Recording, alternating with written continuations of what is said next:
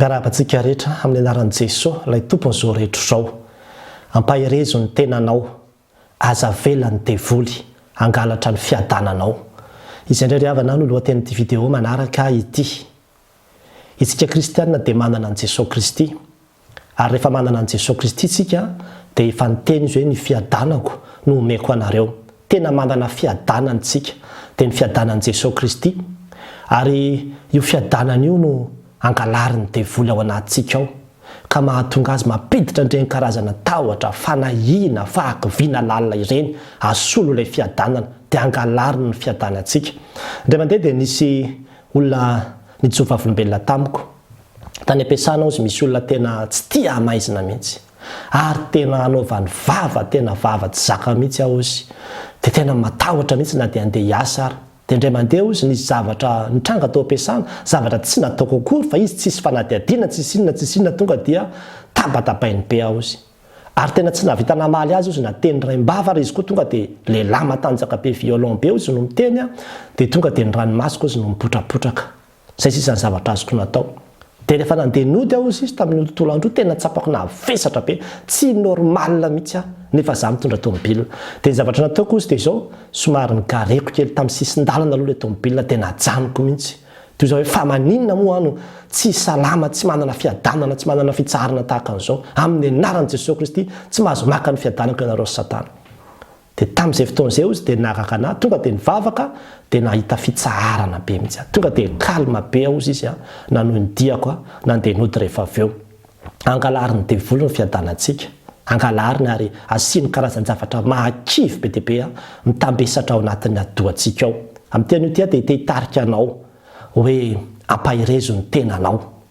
Raha mijery ny salamo any amin'ny salamo 7:7 zao dia misy olona izay tena hoe tafalatsaka lalina mihitsy izy. Raha vakianao io salamo 7:7 dia mahita olona ianao izay ampahorian'ny fahavalony. Ary tena mahatsiaro vizana izy ao anatin'izany fampahorian'ny fahavalony izany.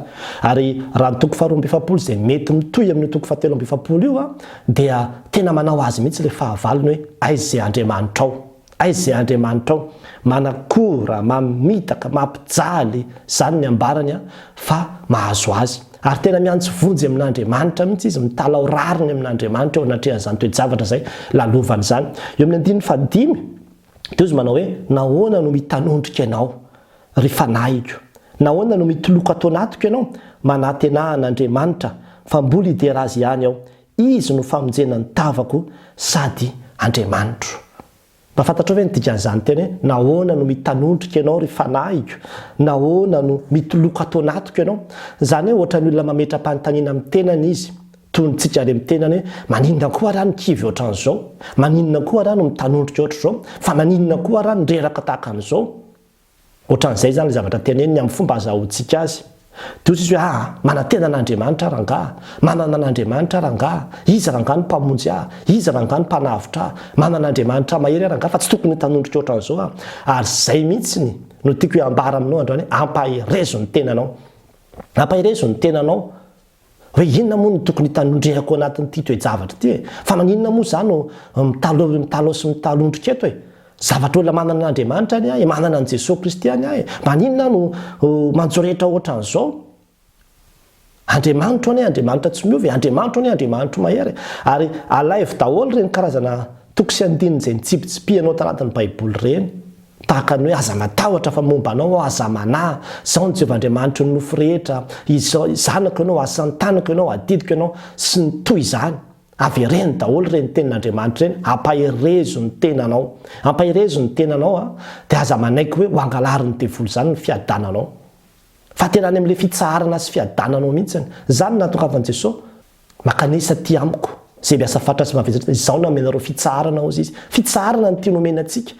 Ka izy anjaranao mihitsy no maka hoe amin'ny anaran'i Jesosy Kristy verina ny fiadanako fa ty tahotra sy fanahiny ty amin'ny mandehana any amin'ny devoly any fa ny devoly no mampitondra andreny eo amin'ny fiainantsika. Dia tsy ho anao ihany fa mety misy olona koa manodidina antsika ao. Mety misy olona tsy ampozinao mihitsy reo mpiara-miasa reo mpiara-birao aminao reo mety misy manana olana tena sarobahanao. Mety misy efa tena mamoy fo tanteraka ao fa tsy miresaka fotsiny izy. Dia anjaranao koa no mitondra fampahirezana ho an'ireny olona reny, no mizara fampahirezana tsy manatrotraka na voamaika manavetsatra azy sika fa mampahery ireny olona ireny tsika amin'ny alalan'ny tenin'Andriamanitra hoe tsy miova ny Andriamanitra ao. Nahoana ianao no mitady iraviravin-tanana ohatran'izao, mahery ny Andriamanitra ao. Ilay Andriamanitra nitondra ny zanak'Israely nivoaka avy tao amin'ny tany Egypta anie ny Andriamanitra ao. Ahoana no tsy avy tany mitondra ny fiainanao nefa fiainan'ny firenena iray vita no nitondra azy tany an'efitra? Ahoana tsy avy tany izany fa aza matahotra, mahereza. Mila an'izany ny olona be dia be amin'izao fotoana izao. Mila an'izany ny olona be dia be amin'izao fotoana izao. Tsy ampozinao mihitsy ny zavatra iainan'ny olona maro be amin'izao fotoana izao. Ary nisy fotoana niaraka tamina tanora maromaro dia avy nivavaka izay toy izay hoe andaontsika mba iantsolona anankiray izay olona mety hoe fampiantso amintsika matetika ihany, fa mety rehefa antsotsika izy dia mety hoe maka service na ilaza vaovao na hitantara zavatra no antony antsotsika azy, fa anio ho antsotsika ilay olona na mety olona efa tsy nifandray anao efa ela dia izao teneny fotsiny hoe te hampahery anao te hampahery anao amin'ity an'io ity, tsy haiko izay zavatra lalovanao fa te hampahery anao fotsiny amin'ity an'io ity hoe ny Andriamanitra izay ivavahanao dia Andriamanitra mahery. Zava-dehibe zany alefaso fa izany ny tenin'Andriamanitra ampaherezo ny tanana miravoravo izy atanjao ny lohalika malemy lazao amin'izay reraka po hoe mahereza. Misy olona anie tena efa mitady amin'ny fo be dia be ny kivy sy reraka amin'izao fiainana izao, ka nahoana moa tsy ianao ilay olona izay rahan'ny tompo ampahery ireny olona izay efa mitanondrika sy kivy ireny. Dia hoy ianao hoe kazara ary pastera mbola ao anatin'ny fitanondriana kazavy dia ampahery azy, mandehana amin'izao herinao izao. Fa ho hitanao fa eo ampampaherezana ny hafa eo dia ahery ihany koa ny tenanao. Aza miandry ny tenanao mahery sy matanjaka be izany vao ampahery ny hafa, fa mandehana amin'izao herinao izao fa Andriamanitra mombanao dia fanaka voafidy ianao hampaherezana ny manodidina anao.